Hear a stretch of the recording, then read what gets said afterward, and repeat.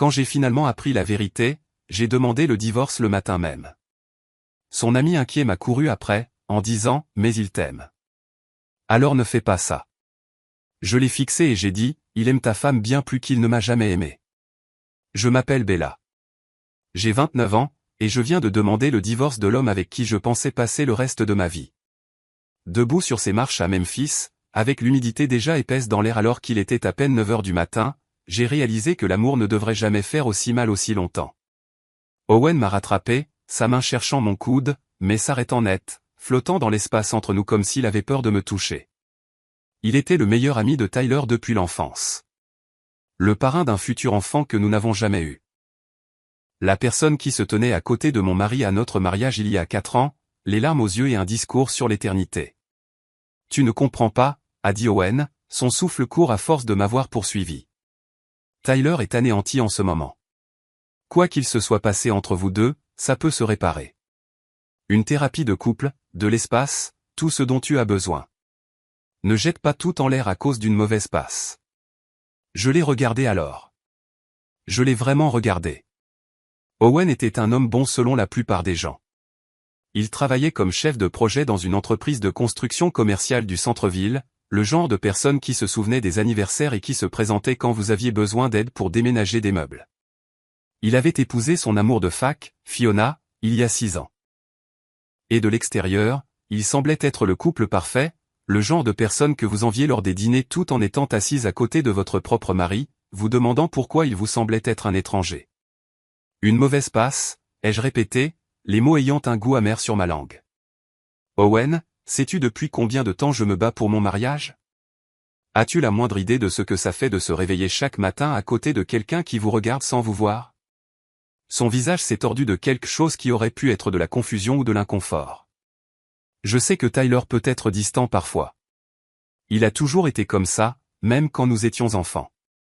Mais ça ne veut pas dire qu'il ne t'aime pas, l'amour. Le mot semblait étranger maintenant, vidé de son sens par des années d'excuses, de gaslighting et de ce genre de solitude qui s'installe dans votre poitrine quand vous réalisez que vous êtes la seule à essayer. Laisse-moi te poser une question, Owen. Quand est-ce que Tyler t'a parlé de moi pour la dernière fois?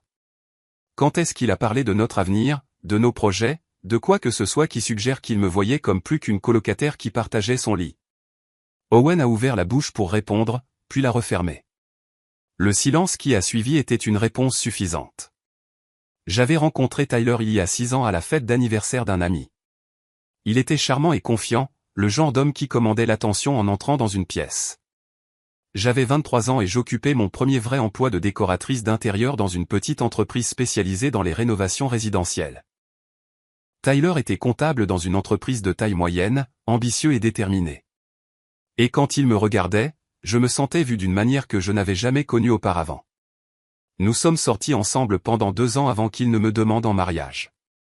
Le mariage était magnifique, célébré dans une maison de plantation historique près de Memphis avec des guirlandes lumineuses, des fleurs de magnolia et toutes les promesses d'une vie qui s'étendait devant nous. Mes parents ont pleuré, mes amis ont applaudi, et j'ai descendu cette allée en croyant de toutes mes fibres que j'avais trouvé ma personne. Mais quelque part en cours de route, le conte de fées a commencé à s'effilocher. Ce n'était pas un grand moment, une révélation dramatique. C'était 1000 petites coupures, une érosion progressive de tout ce que nous avions construit ensemble. Tyler a commencé à travailler tard plus souvent, manquant des dîners que j'avais passé des heures à préparer. Il a cessé de me demander comment s'était passée ma journée, mes projets, mes rêves. Quand nous parlions, j'avais l'impression que nous parlions des langues différentes, chaque mot tombant à plat dans l'espace entre nous. J'ai tout essayé. J'ai suggéré des soirées en amoureux qu'il a annulées à la dernière minute. J'ai planifié des escapades de week-end qu'il a reportées pour des urgences de travail. Je suis allé seul en thérapie, essayant de comprendre ce que je faisais de mal, pourquoi je n'arrivais pas à atteindre l'homme que j'avais épousé. Et chaque fois que je soulevais mes inquiétudes, Tyler les rejetait d'un revers de main avec ce sourire condescendant qui me donnait l'impression d'être hystérique de vouloir plus que ce que nous étions devenus. Bella, la voix d'Owen m'a ramené au présent. Quoi qu'il se passe, fuir n'est pas la solution. Tyler a besoin de toi. J'ai presque ri à cela. Tyler avait besoin de moi. Pas envie. Besoin. Comme si j'étais un service public, une commodité, quelque chose à retrouver à la maison quand il en avait fini avec ce qui retenait réellement son attention. Je ne fuis pas, ai-je dit, ma voix plus stable que je ne l'attendais. Je reste enfin immobile assez longtemps pour voir ce qui est juste devant moi depuis des années. La vérité me fixait depuis plus longtemps que je ne voulais l'admettre. Je n'avais simplement pas voulu la voir. La première fois que j'ai remarqué que quelque chose n'allait pas, vraiment pas, c'était il y a environ 18 mois. Tyler et moi avions été invités chez Owen et Fiona pour un dîner, une de ces réunions décontractées que les couples organisent pour prétendre que leur vie est plus intéressante que Netflix et les plats à emporter. Fiona avait préparé un repas élaboré, du genre qui nécessitait 3 plats et des serviettes assorties, et Tyler était animé d'une manière que je n'avais pas vue depuis des mois. Il riait aux blagues de Fiona. Il complimentait sa cuisine. Il se penchait quand elle parlait comme si ces mots étaient la chose la plus fascinante qu'il ait jamais entendue. Et j'étais assise de l'autre côté de la table, regardant mon mari s'animer pour une autre femme, me disant que j'imaginais des choses. Fiona était belle de cette manière naturelle avec laquelle certaines femmes semblent naître. Elle avait de longs cheveux auburn qui semblaient toujours coiffés par un professionnel, même quand elle prétendait qu'elle venait de sortir du lit, et des yeux verts qui pétillaient quand elle souriait. Elle travaillait à temps partiel dans une agence de marketing, mais sa vraie passion était la peinture. Ses œuvres étaient accrochées dans toute leur maison, des pièces abstraites aux couleurs vives que j'admirais sincèrement. Owen l'adorait. C'était évident pour quiconque les voyait ensemble. Il la regardait de la façon dont j'aurais aimé que Tyler me regarde, avec ce mélange d'émerveillement et de dévotion qui vous faisait croire que l'amour pouvait réellement durer. Mais Tyler la regardait différemment. Son regard s'attardait un peu trop longtemps. Ses compliments étaient un peu trop spécifiques. Et quand Fiona l'a frôlé pour remplir son verre de vin, j'ai surpris quelque chose traverser le visage de mon mari qui m'a retourné l'estomac. Je me suis dit que j'étais paranoïaque. Tyler et Fiona se connaissaient presque depuis aussi longtemps que Tyler et Owen. Ils étaient amis, rien de plus. Et même si Tyler la trouvait attirante, cela ne signifiait rien. On pouvait apprécier la beauté sans agir en conséquence. C'est ce que je me suis répété encore et encore, un mantra pour calmer la voix dans ma tête qui chuchotait que quelque chose n'allait vraiment pas. Mais les signes continuaient de s'accumuler. Tyler a commencé à mentionner Fiona dans les conversations plus souvent que nécessaire. Il faisait référence à quelque chose qu'elle avait dit ou fait, et évoquait ses opinions sur des sujets qui n'avaient rien à voir avec nous. Lorsque nous allions à des réunions de groupe, il gravitait autour d'elle comme un papillon de nuit attiré par une flamme, me laissant faire la conversation avec quiconque se trouvait à proximité pendant qu'il buvait chacune de ses paroles. J'ai commencé à les observer de plus près. La façon dont la main de Tyler frôlait le bras de Fiona quand il parlait. La façon dont Fiona riait de ses blagues de tout son corps, rejetant la tête en arrière d'une manière qui semblait presque théâtrale. La façon dont il s'excusait en même temps pour se resservir un verre ou aller aux toilettes, revenant les joues rouges et évitant de se regarder. Pourtant, je n'ai confronté personne. Qu'aurais-je pu dire? Mon mari semble apprécier de parler à la femme de son meilleur ami. Ce n'était la preuve de rien, sauf de ma propre insécurité. Et Tyler avait une façon de me faire sentir que chaque préoccupation que je soulevais était une réaction excessive, un signe de mes propres problèmes plutôt qu'un problème légitime dans notre relation. Tu es trop sensible, disait-il chaque fois que j'essayais d'exprimer mes sentiments. Tu interprètes trop les choses. Fiona est comme une sœur pour moi. Owen est mon meilleur ami. Pourquoi voudrais-tu gâcher ça avec ta jalousie? Alors, j'ai ravalé mes inquiétudes, j'ai souri au dîner et j'ai prétendu que tout allait bien. Je me suis convaincu que la distance entre nous était normale. Que tous les mariages traversaient des périodes difficiles. Que si j'essayais juste plus fort, si j'aimais mieux, si j'étais plus compréhensive, les choses finiraient par s'améliorer. Elles ne se sont pas améliorées. Elles ont empiré. Tyler a commencé à rentrer de plus en plus tard. Il prétendait que c'était le travail, des projets avec des délais serrés, des clients qui exigeaient son attention. Mais quand j'ai appelé son bureau un soir pour lui demander s'il voulait que j'apporte le dîner, son assistante m'a dit qu'il était parti depuis des heures. Quand je l'ai confronté à ce sujet, il m'a accusé de le surveiller comme un enfant, de l'étouffer avec mon besoin d'attention. J'ai arrêté de lui demander où il était. J'ai arrêté de planifier des soirées ensemble qu'il ne ferait qu'annuler. J'ai arrêté d'essayer de combler le fossé entre nous parce que chaque tentative semblait le repousser encore plus loin. Au lieu de cela, je me suis plongé dans mon travail, acceptant plus de projets, restant tard au bureau moi-même parce que rentrer dans une maison vide ou retrouver un mari qui reconnaissait à peine mon existence était plus douloureux que la solitude de mon bureau. Mes amis ont remarqué le changement en moi. Ma mère appelait plus souvent, sa voix teintée d'une inquiétude qu'elle essayait de déguiser en préoccupation désinvolte. Mais j'ai maintenu la façade, insistant sur le fait que tout allait bien, que Tyler et moi étions juste occupés, que le mariage demandait du travail et que nous y travaillions. Le mensonge est devenu plus facile à dire à mesure que je le répétais. J'ai presque commencé à y croire moi-même. Puis, il y a 3 semaines, tout a changé. J'étais rentré tôt d'une réunion client qui avait été annulée à la dernière minute. La voiture de Tyler était dans l'allée, ce qui m'a surprise car il m'avait dit qu'il serait au bureau jusqu'à au moins 20 heures. Je me souviens avoir ressenti une lueur d'espoir en m'approchant de la porte d'entrée, pensant que nous pourrions peut-être dîner ensemble, parler vraiment pour une fois. La maison était silencieuse quand je suis entré, mais la mallette de Tyler était sur le comptoir de la cuisine, ses clés jetées négligemment à côté. J'ai appelé son nom, mais je n'ai pas eu de réponse. J'ai traversé les pièces du bas, les trouvant vides, puis j'ai monté les escaliers vers notre chambre. La porte était légèrement entr'ouverte, et à travers l'interstice, j'ai entendu des voix. La voix de Tyler et une voix de femme qui n'était définitivement pas la mienne. J'ai poussé la porte, mon cœur battant si fort que je le sentais dans ma gorge. Et ils étaient là, mon mari et Fiona, enlacés dans notre lit, dans les draps que j'avais lavés le matin même. Leur corps figé en plein mouvement alors qu'ils se tournaient pour me regarder avec des expressions d'horreur identiques. Le monde s'est arrêté. Le son a disparu. Je suis resté dans cette embrasure de porte pendant ce qui a semblé une éternité, regardant la vie que je pensais connaître s'effondrer en poussière autour de moi. Les jours qui ont suivi cette découverte se sont fondus dans un brouillard de choc et de chagrin. Je n'ai pas crié quand je les ai trouvés. Je n'ai pas pleuré. J'ai simplement fait demi-tour, redescendu les escaliers et conduit jusqu'à un hôtel du centre-ville où j'ai réservé une chambre pour la nuit sous mon nom de jeune fille. Tyler a appelé 17 fois avant minuit. J'ai laissé chaque appel aller à la messagerie vocale. Ces messages ont commencé par des excuses, puis sont devenus désespérés, puis colériques, passant par les étapes de sa propre panique pendant que j'étais allongé sur un lit d'hôtel stérile, fixant le plafond et me demandant comment j'avais pu manquer quelque chose d'aussi catastrophique se produisant juste sous mon nez. Fiona a appelé 2 fois. J'ai supprimé ces messages vocaux sans les écouter. Le matin, j'avais pris ma décision. Non pas dans un moment de rage ou d'impulsion, mais avec la clarté froide qui vient quand on voit enfin une situation pour ce qu'elle est vraiment. Mon mariage était terminé depuis des années. J'avais juste eu trop peur, trop d'espoir, trop d'entêtement pour l'admettre. Ce dont j'avais été témoin n'était pas la mort de quelque chose de beau. C'était simplement la confirmation de funérailles qui avaient déjà eu lieu.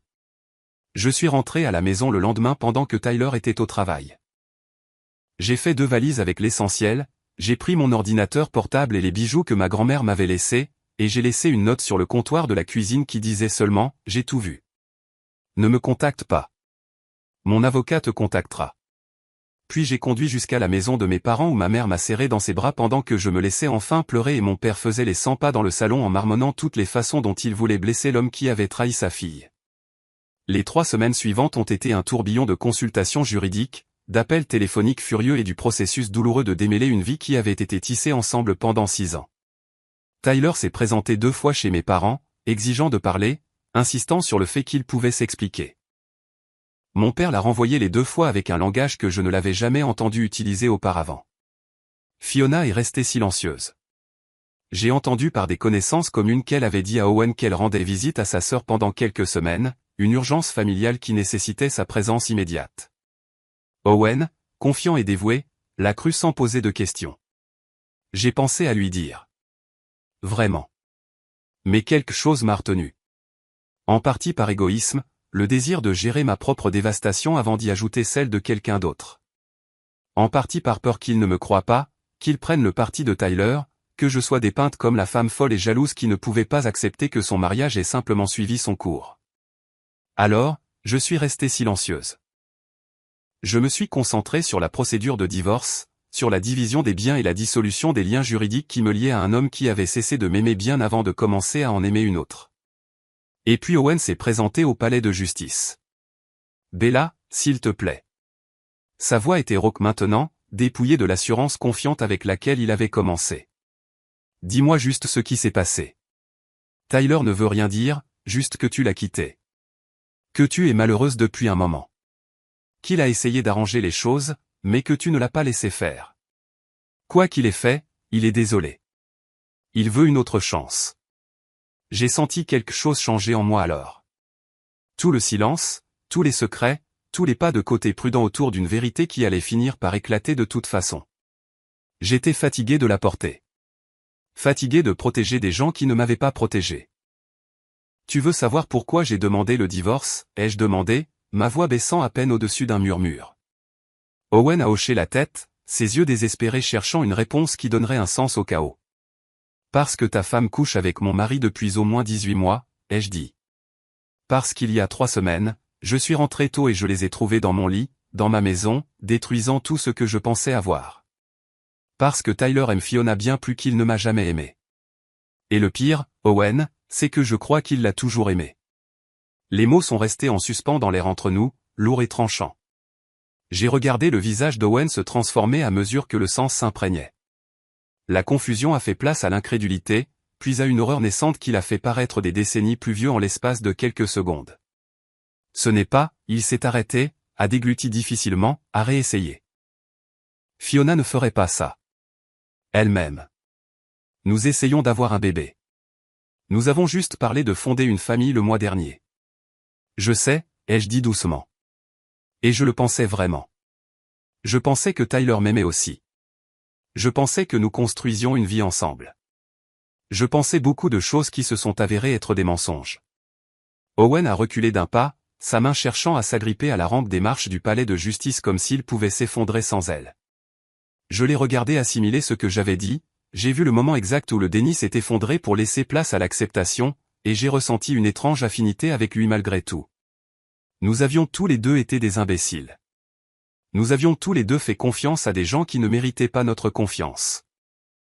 Nous avions tous les deux passé des années à croire en des relations qui étaient creuses à leur cœur, maintenues uniquement par notre propre volonté d'ignorer les signes avant-coureurs. Je suis désolé, ai-je dit, et je l'étais. Pas pour lui avoir dit la vérité, mais pour la douleur que cette vérité causerait. J'ai pensé à le garder pour moi, à te laisser dans l'ignorance comme je l'avais été. Mais tu mérites de savoir, Owen. Tu mérites la chance de faire tes propres choix en te basant sur la réalité, pas sur les mensonges qu'elle t'a servi. Il n'a pas répondu. Il est juste resté là, agrippé à cette rampe, fixant le vide pendant que son monde s'effondrait autour de lui. Je me suis retourné et j'ai descendu les marches du palais de justice pour entrer dans le matin de Memphis. Les papiers du divorce étaient déposés. La vérité était dite. Et pour la première fois depuis des années, j'avais l'impression de pouvoir enfin respirer. Derrière moi, j'ai entendu Owen s'asseoir lourdement sur les marches. Je n'ai pas regardé en arrière. Quoi qu'il arrive ensuite, cela se déroulerait en son temps, mais ma part dans le maintien de leur secret était terminée. La seule chose qui restait à faire maintenant était de trouver comment reconstruire une vie à partir des décombres qu'ils avaient laissés derrière eux. Les retombées ont été rapides et brutales. Dans les 48 heures suivant ma conversation avec Owen sur les marches du palais de justice, la façade soigneusement construite que Tyler et Fiona avaient maintenue s'est effondrée autour d'eux. Owen était rentré chez lui ce jour-là et avait confronté Fiona avec ce que je lui avais dit. Elle avait nié au début, bien sûr, pleurant et jurant sur tout ce qui était sacré qu'elle ne le trahirait jamais comme ça. Mais Owen, armé des détails spécifiques que j'avais fournis, des dates, des schémas, des preuves que j'avais involontairement recueillies pendant 18 mois de suspicion, ne l'avait pas cru. Il avait trouvé les textos enterrés dans un dossier caché sur le téléphone de Fiona, des centaines de messages entre elle et Tyler qui documentaient leur liaison de manière explicite. Des déclarations d'amour, des plans pour des rendez-vous secrets, des plaintes sur leurs conjoints respectifs qui étaient trop aveugles pour voir ce qui se passait juste devant eux. Cette dernière partie m'a piqué plus que je ne l'aurais cru quand Owen m'en a parlé plus tard. Trop aveugle pour voir. Comme si notre confiance, notre amour, notre engagement à faire fonctionner nos mariages était une sorte de défaut de caractère plutôt que le fondement de ce qu'un partenariat était censé être. Fiona avait déménagé de leur maison à la fin de la semaine. Elle n'avait nulle part où aller au début, ayant brûlé les ponts avec le mensonge sur la visite à sa sœur. Elle a donc fini dans un appartement en location à court terme au centre-ville pendant qu'elle réfléchissait à sa prochaine étape. Tyler, quant à lui, s'est retrouvé seul dans la maison que nous avions partagée, m'envoyant des emails et des messages vocaux désespérés que je supprimais sans les lire ni les écouter. La maison de mes parents est devenue mon refuge pendant ces premières semaines. Ma mère gardait mon thé préféré en stock dans la cuisine, et mon père s'est fait un devoir de m'emmener dîner au moins 2 fois par semaine, essayant de me rappeler que la vie existait au-delà des décombres de mon mariage.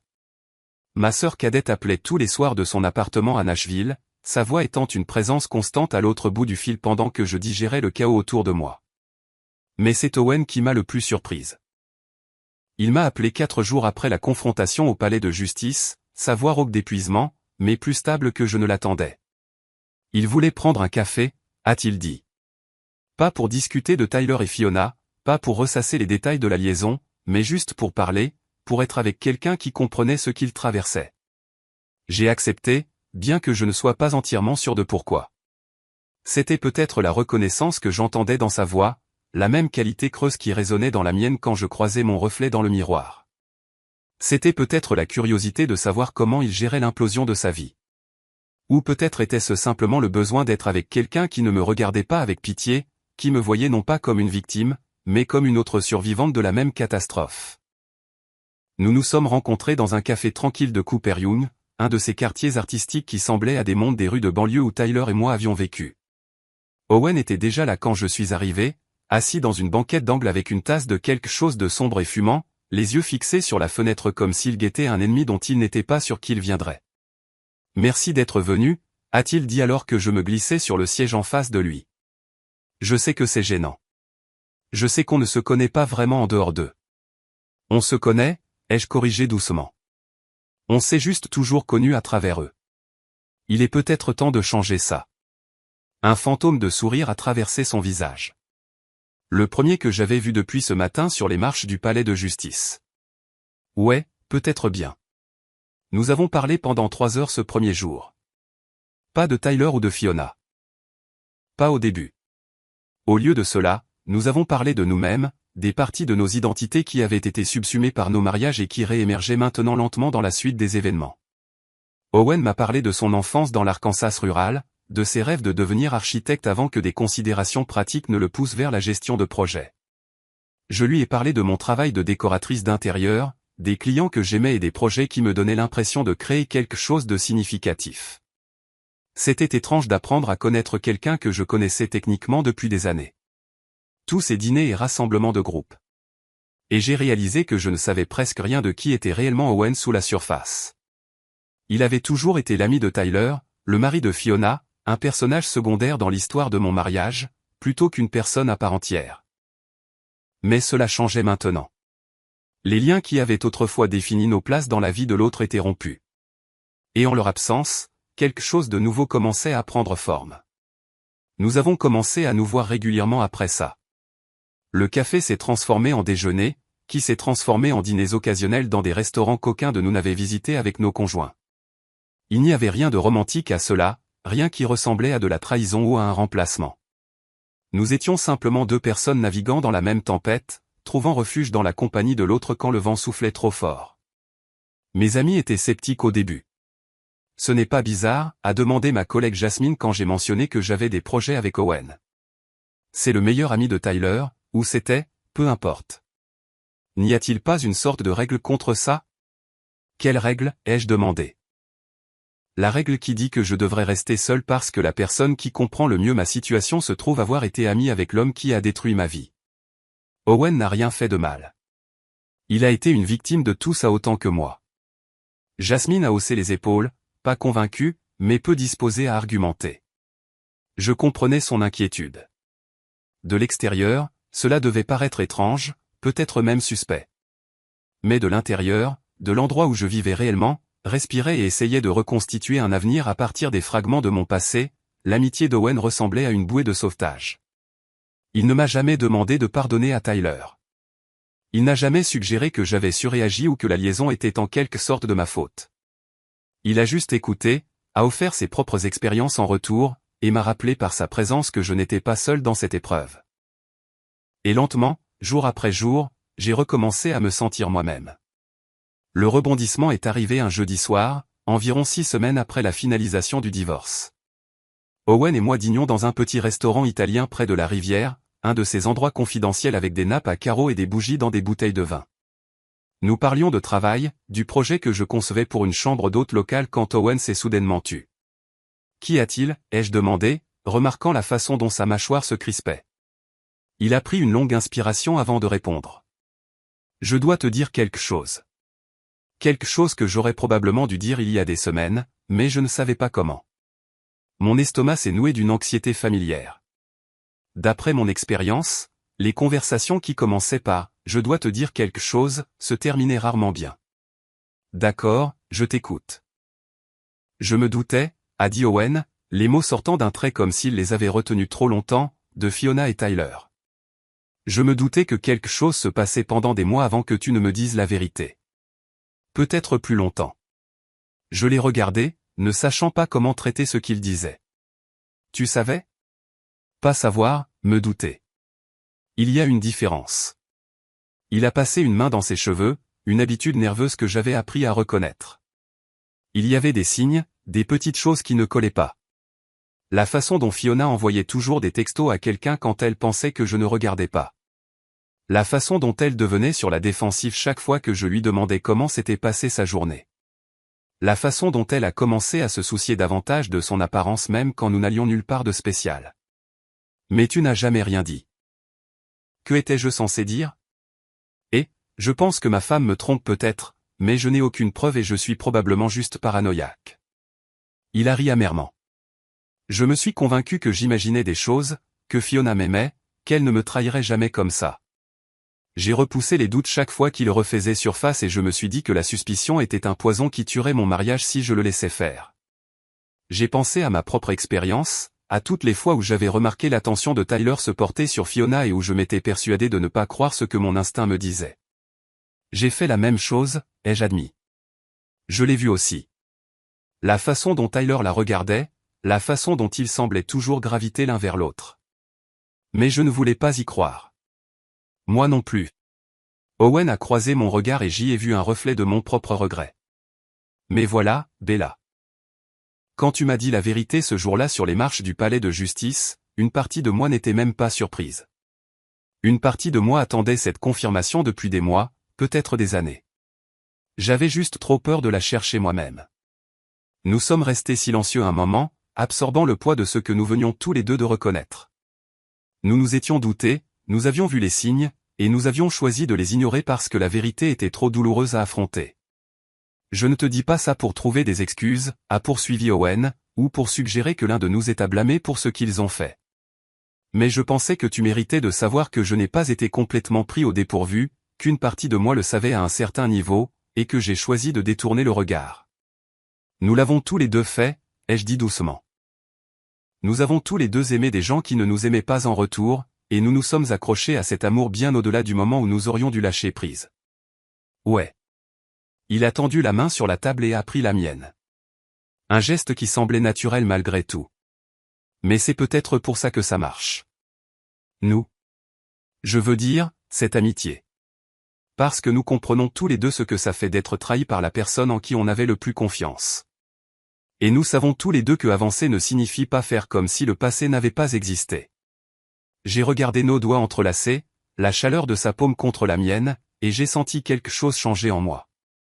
Pas de la romance, pas encore, mais la reconnaissance que ce lien que nous avions construit était quelque chose de réel, de précieux, quelque chose qui valait la peine d'être protégé. Merci de me l'avoir dit, ai-je dit. D'avoir été honnête. Merci de ne pas avoir fui quand je l'ai fait, a-t-il répondu. Je n'étais pas sûr que tu voudrais continuer à me voir après avoir su que je m'étais douté et que j'étais resté silencieux. Owen, j'ai serré sa main. Nous avons tous les deux passé des années à garder le silence sur des choses qui comptaient. Je pense qu'il est temps que nous commencions à nous dire la vérité, même quand c'est difficile. Il a hoché la tête et quelque chose dans son expression s'est adouci. Ouais, je pense que tu as raison. Nous avons terminé le dîner ce soir-là avec un sentiment de légèreté que je n'avais pas ressenti depuis des mois. L'aveu avait été douloureux, mais il avait aussi été libérateur. Les illusions qui avaient soutenu nos vies antérieures étaient maintenant brisées, remplacées par quelque chose de plus honnête, de plus réel. Et dans cette honnêteté, j'ai trouvé une liberté dont je ne savais pas qu'elle me manquait. Pendant qu'Owen et moi construisions les fondations d'une amitié inattendue, Tyler et Fiona regardaient leur vie imploser. La révélation de leur liaison a eu des conséquences qu'aucun d'eux n'avait anticipées. La réputation de Tyler au travail a souffert quand la nouvelle de la fin de son mariage s'est répandue. Dans le monde de la comptabilité d'entreprise, la discrétion et la fiabilité étaient des qualités appréciées. Et un homme qui trahirait sa femme et son meilleur ami n'était pas quelqu'un que les clients voulaient pour gérer leurs finances. Ses promotions ont été mises en attente. Ses responsabilités ont été réduites. La voie vers le partenariat sur laquelle il était depuis des années semblait soudainement beaucoup plus lointaine. Fiona s'en est encore moins bien sortie.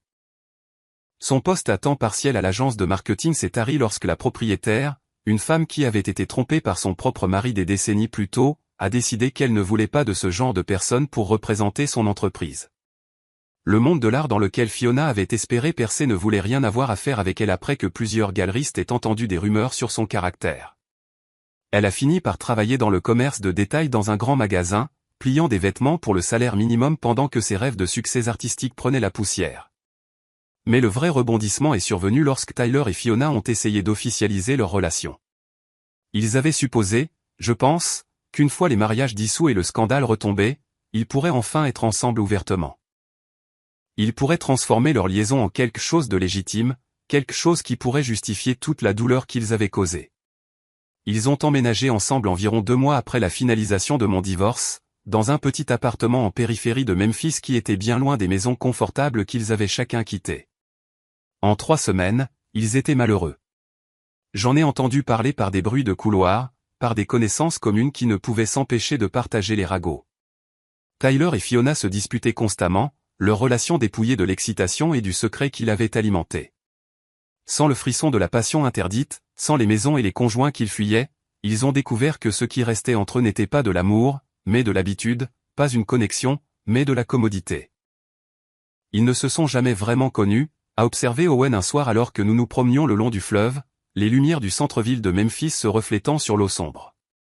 Ils connaissaient le fantasme, les rendez-vous secrets, les moments volés, l'idée de l'autre. Mais la réalité, c'est tout autre chose. As-tu pitié d'eux, ai-je demandé, sincèrement curieuse. Il a réfléchi à la question avant de répondre. J'ai pitié de ce qu'ils auraient pu être, des personnes que Fiona et Tyler auraient pu devenir s'ils avaient fait des choix différents, mais pour ce qu'ils sont réellement, pour ce qu'ils ont réellement fait, il a secoué la tête. Non, ils ont fait leur lit. Ils peuvent s'y coucher. J'ai hoché la tête, comprenant exactement ce qu'il voulait dire. Il y a eu un temps, au début des suites, où je m'étais tourmenté avec des questions sur ce que j'aurais pu faire différemment. Si j'avais été plus attentive, plus intéressante, plus quelque chose, Tyler se serait-il égaré? Mais ces questions se sont estompées avec le temps, remplacées par la reconnaissance lucide que les choix de Tyler étaient les siens, et que les choix de Fiona étaient les siens. Je ne les avais pas poussés dans les bras l'un de l'autre. Ils y étaient allés volontairement, et ils devraient vivre avec les conséquences. Et toi, a demandé Owen, sa voix douce. Comment te sens-tu par rapport à tout ça maintenant? J'ai réfléchi à la question, l'ai vraiment considérée avant de répondre. Je me sens plus légère, ai-je admis, comme si j'avais porté ce poids pendant des années sans même m'en rendre compte. Et maintenant, il est enfin parti. Le mariage, le semblant, l'effort constant pour faire fonctionner quelque chose qui n'allait jamais fonctionner. C'est épuisant en y repensant. Et maintenant je peux découvrir qui je suis sans tout ça. Qui je veux être, ce que je veux vraiment de ma vie au lieu de ce que je pensais devoir vouloir. J'ai souri, me surprenant de la sincérité de ce sourire. C'est effrayant, mais c'est aussi en quelque sorte excitant. Owen a rendu le sourire, et quelque chose de chaleureux a vacillé dans ses yeux. Ouais, je sais exactement ce que tu veux dire. Nous avons marché en silence confortable après ça.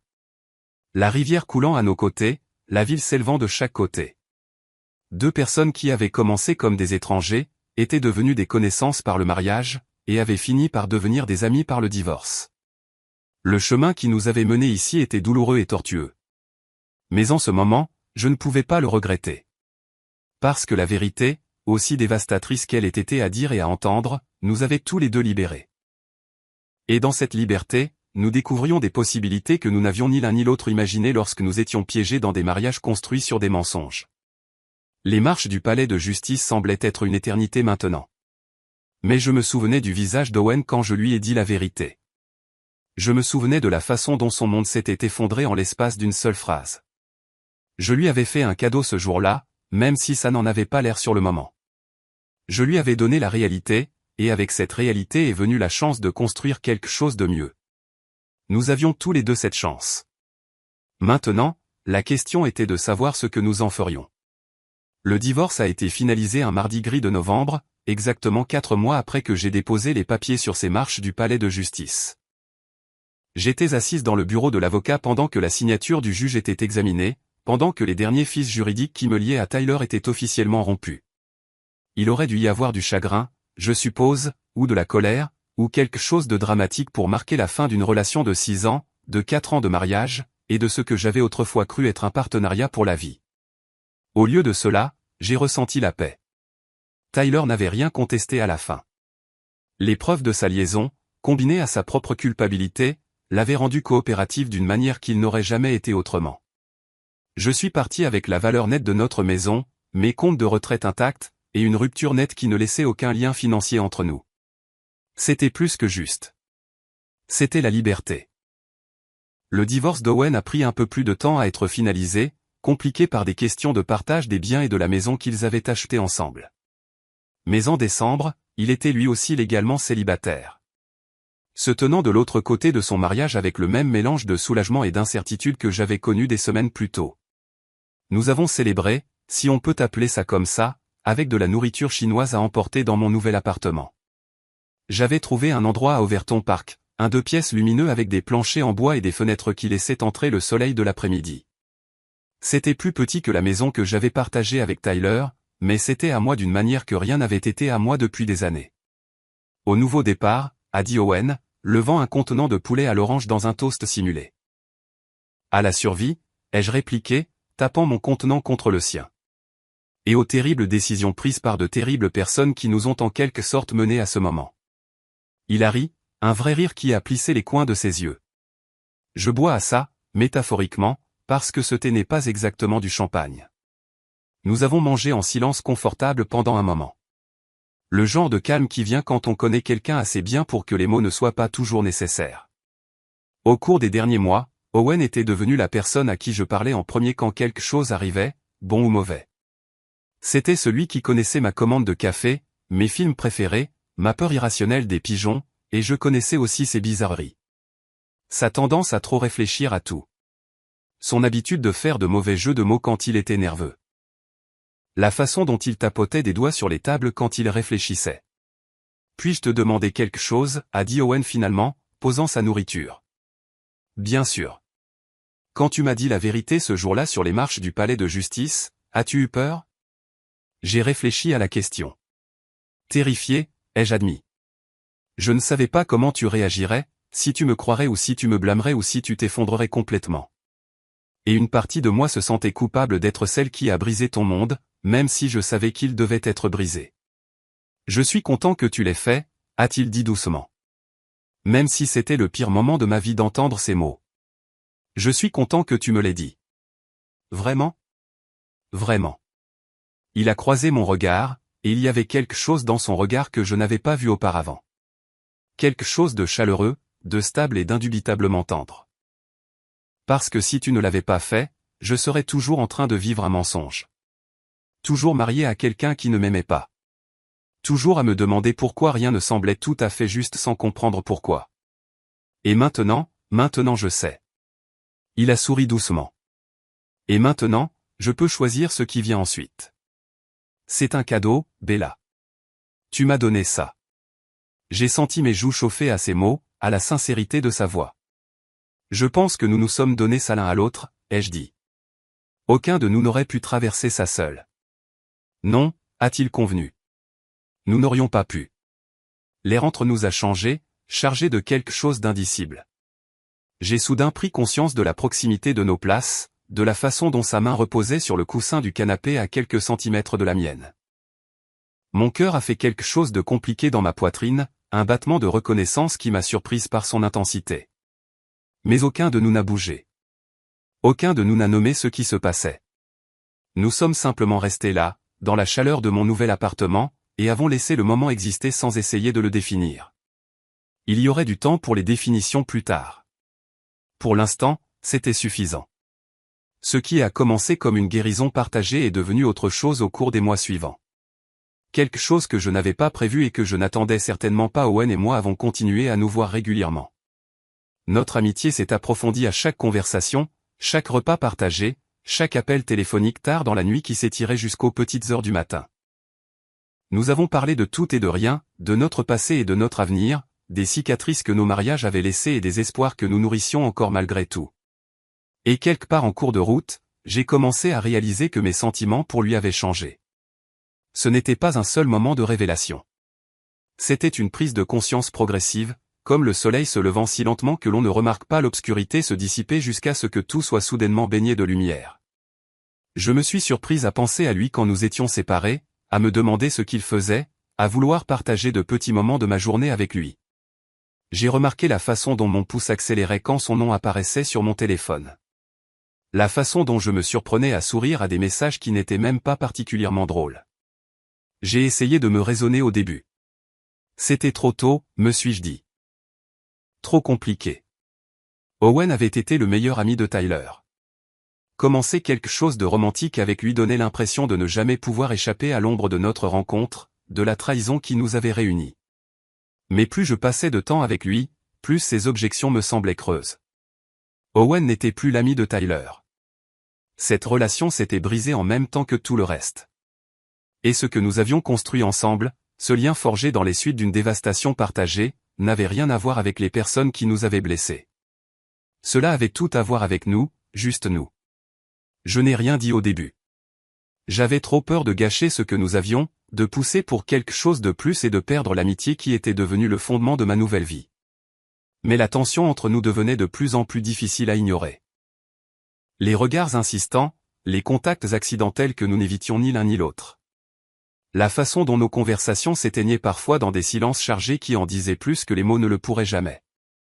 Le tournant est arrivé un soir de printemps, près d'un an après le jour où j'avais demandé le divorce. Owen et moi étions dans son nouvel appartement, un endroit modeste à Midong qu'il avait décoré avec des photographies de paysages qu'il avait prises lors de randonnées de week-end. Nous regardions un film, une comédie oubliable à laquelle aucun de nous ne prêtait vraiment attention, quand sa main a trouvé la mienne dans l'obscurité. Je l'ai regardé. Il m'a regardé et quelque chose qui se construisait depuis des mois a finalement atteint son point de rupture. « Bella » a-t-il dit, sa voix à peine plus qu'un murmure. « Je dois te dire quelque chose. Et j'ai besoin que tu me promettes de ne pas t'enfuir avant que j'aie fini. » Mon cœur battait la chamade maintenant, si fort que j'étais sûr qu'il pouvait l'entendre. « Je le promets. » Il a pris une profonde inspiration. « Je crois que je suis en train de tomber amoureux de toi. Je sais que c'est fou. Je sais que nous avons commencé cette amitié comme deux personnes essayant de survivre à une catastrophe, et je ne m'attendais jamais à ce que ça devienne autre chose. Mais quelque part en cours de route, tu es devenue la personne à qui je veux parler tous les matins et la dernière voix que je veux entendre tous les soirs. Et je ne peux pas continuer à prétendre que c'est juste de l'amitié quand je sais dans mon cœur que c'est bien plus que ça. Je l'ai regardé, les mots me submergeant comme une vague. Une partie de moi savait que cela allait arriver. Une partie de moi l'attendait, l'espérait, même si je me convainquais que c'était impossible. Owen, ai-je dit, et ma voix était plus stable que je ne l'attendais. Je suis aussi en train de tomber amoureuse de toi. Le sourire qui a éclaté sur son visage était la plus belle chose que j'ai jamais vue. Et quand il s'est penché et m'a embrassé, doucement, timidement et plein de promesses, j'ai su que tout ce que nous avions traversé, toute la douleur, la trahison et le chagrin nous avaient menés exactement là où nous devions être, dans les bras l'un de l'autre. Enfin, à la maison. 3 ans plus tard, je me tenais dans une petite chapelle en périphérie de Memphis, portant une simple robe blanche et tenant un bouquet de fleurs sauvages. Owen attendait à l'autel, ses yeux brillants de larmes. Il ne se donnait pas la peine de les cacher. Et en marchant vers lui, j'ai ressenti tout le poids de ce qui nous avait amenés à ce moment. Les invités étaient peu nombreux mais significatifs. Mes parents étaient assis au premier rang, ma mère s'épongeant les yeux tandis que mon père souriait avec une fierté que je n'avais pas vue depuis mon enfance. Ma sœur était ma demoiselle d'honneur, ayant conduit de Nashville la veille avec un coffre rempli de champagne et un discours qu'elle refusait de me laisser voir à l'avance. Le frère d'Owen se tenait à ses côtés comme témoin, un homme tranquille que j'avais appris à connaître et à aimer au fil des années de dîners de famille et de rassemblements de vacances. Il n'y avait personne de nos anciennes vies, pas d'amis communs de l'époque où Tyler et Fiona faisaient partie de notre monde. Ce chapitre était clos, scellé dans un passé qui n'avait plus aucun pouvoir sur nous. Quant à Tyler et Fiona, leur histoire s'était terminée aussi mal qu'elle avait commencé. Leur relation s'est effondrée en moins d'1 an après leur emménagement, défaite par le même égoïsme et la même malhonnêteté qui avaient alimenté leur liaison. Tyler avait finalement déménagé dans un autre état, acceptant un poste de niveau inférieur dans une plus petite entreprise et tombant dans le genre d'obscurité qu'il avait toujours redouté. J'ai entendu par des connaissances éloignées qu'il ne s'était jamais remarié, que sa réputation ne s'était jamais complètement rétablie, que les choix qu'il avait faits pendant notre mariage continuaient de le hanter longtemps après que j'ai cessé de me soucier de son sort. Fiona s'en est encore moins bien sortie. Ses tentatives de reconstruire sa carrière ont échoué les unes après les autres, et le monde de l'art qui avait autrefois semblé si prometteur lui a fermé ses portes, étant plus connu pour son scandale que pour son talent. Elle a fini isolée et amère, éloignée de la famille et des amis qui ne pouvaient lui pardonner sa trahison envers Owen. La dernière fois que j'ai entendu parler d'elle, elle vivait seule dans une petite ville quelque part, occupant un emploi qu'elle détestait et se demandant où tout avait mal tourné. Je mentirais si je disais que je n'ai rien ressenti en apprenant ces choses. Il y a eu une lueur de satisfaction, le sentiment que justice avait été rendue même sans aucune action directe de ma part. Mais ce que j'ai surtout ressenti, c'est de l'indifférence. Leur vie n'était plus mon problème. Leur choix les avait conduits à leurs conséquences. Et j'étais passé à quelque chose de bien meilleur que tout ce qu'ils auraient pu me prendre. Debout à cet hôtel, regardant l'homme qui avait commencé comme un étranger, était devenu un ami et s'était transformé en l'amour de ma vie, j'ai compris que la phrase que j'avais prononcée sur les marches du palais de justice toutes ces années auparavant avait été plus qu'une simple révélation de la vérité. Elle avait été un catalyseur, un début déguisé enfin. « Je t'aime », a dit Owen alors que nous échangions nos vœux, sa voix épaisse d'émotion. Pas malgré tout ce qui s'est passé, mais à cause de qui tu es devenu à travers cela. Tu m'as montré à quoi ressemble le courage, ce que signifie l'honnêteté, ce que ça fait d'être vraiment connu et aimé pour exactement qui tu es. Je t'aime aussi, ai-je dit, mes propres larmes coulant librement maintenant. Tu m'as appris que recommencer ne signifie pas effacer le passé. Cela signifie construire quelque chose de nouveau à partir des leçons qu'il nous a enseignées. Et je ne peux pas imaginer construire cette vie avec quelqu'un d'autre que toi. Quand il m'a embrassé, scellant nos promesses avec une tendresse qui faisait encore battre mon cœur après toutes ces années, j'ai entendu ma mère pleurer, ma sœur applaudir et mon père s'éclaircir la gorge comme il le faisait toujours quand il essayait de ne pas être ému. La phrase qui avait autrefois fait exploser nos deux vies nous avait aussi libérés. Elle avait détruit 2 mariages construits sur des mensonges et créé de l'espace pour quelque chose de réel, d'honnête, quelque chose qui valait la peine de se battre. Et en sortant de cette chapelle avec la main de mon mari dans la mienne, j'ai su que la vengeance que je n'avais jamais consciemment cherchée avait été rendue de la manière la plus inattendue possible. Non pas par la colère ou la justification, mais par la joie, par la paix, par un amour que Tyler et Fiona, dans toute leur manigance et leur trahison, ne comprendraient jamais. En repensant à tout ce qui s'était passé, de la découverte dévastatrice aux marches du palais de justice, à la construction lente et miraculeuse d'une nouvelle vie, j'ai réalisé que la meilleure vengeance n'était pas de les faire souffrir. C'était de refuser de laisser leur choix définir mon avenir. C'était de prendre les décombres qu'ils avaient créés et de les utiliser comme fondation pour quelque chose de beau. Je suis entré dans l'après-midi de Memphis avec Owen à mes côtés, prêt à commencer le prochain chapitre d'une histoire qui avait commencé par la trahison et s'était terminée par le genre d'amour que j'avais cessé de croire possible. Le voyage à travers le chagrin et la guérison m'avait appris que la vérité, aussi douloureuse soit-elle, était toujours meilleure que des mensonges confortables. Et la vie qui nous attendait, construite sur l'honnêteté, la confiance et le genre de partenariat dont j'avais toujours rêvé, était la preuve que parfois les pires fins mènent aux meilleurs débuts.